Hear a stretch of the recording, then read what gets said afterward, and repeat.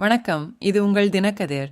மாநில அரசுக்கும் மத்திய அரசுக்கும் இடையே ஏற்பட்ட கருத்து வேறுபாடு காரணமாக பல மாத கால தாமதத்திற்கு பிறகு இறுதியாக தமிழகம் முழுவதும் 200 நடமாடும் கால்நடை பிரிவுகள் வியாழக்கிழமை தொடங்கப்பட்டன. பிரதமர் நரேந்திர மோடி மற்றும் ஸ்டாலின் இருவரின் உருவப்படங்கள் இடம்பெற்றுள்ள இந்த அலகுகளை முதல்வர் ஸ்டாலின் திறந்து வைத்தார். மோடியின் படத்தை சேர்க்க அரசு தயக்கம் காட்டுவதால் தாமதம் ஏற்பட்டதாக விலங்கு நல ஆர்வலர்கள் கூறினாலும் அரசு அதிகாரிகள் இந்த குற்றச்சாட்டுகளை மறுத்துள்ளனர். இந்த நடமாடும் கிளினிக்குகள் நோய் கண்டறிதல், சிகிச்சை, குடற்புழு நீக்கம், நோய் தடுப்பு, சிறு அறுவை சிகிச்சைகள் மற்றும் பலவற்றை உள்ளடக்கிய அத்தியாவசிய விலங்கு பராமரிப்பு சேவைகளை வழங்குவதற்கு வசதியாக உள்ளன. அவை தொலைதூர கிராமங்களில் உள்ள விவசாயிகளுக்கு சேவை செய்ய நோக்கமாக உள்ளன. கால்நடை சேவைகள் இல்லாத பகுதிகளுக்கு இத்திட்டம் பெரும் உதவியாக இருக்கும்.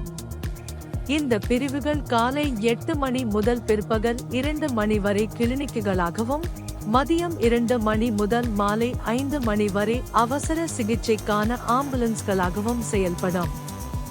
இது பொதுதனியார் கூட்டாண்மை மாதிரியின் கீழ் செயல்படும். தமிழ்நாட்டில் தற்போது சுமார் 3000 கால்நடை மருத்துவமனைகள் உள்ளன.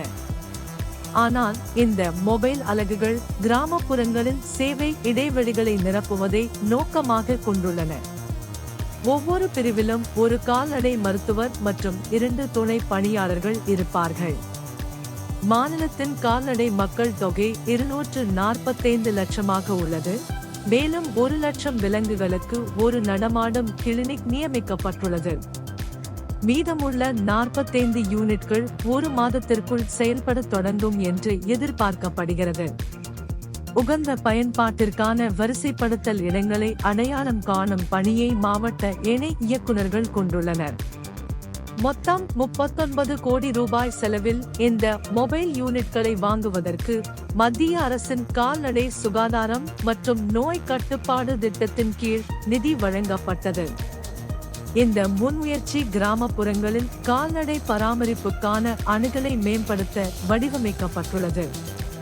விவசாயிகள் மற்றும் அவர்களின் கால்நடைகளுக்கு முக்கியமான ஆதரவை வழங்குகிறது.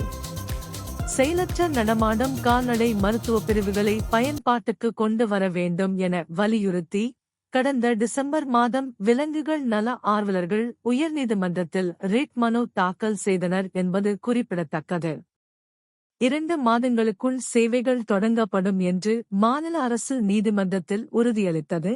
மேலும் இந்த சமீபத்திய துவக்கம் அந்த வாக்குறுதியை நிறைவேற்றுகிறது.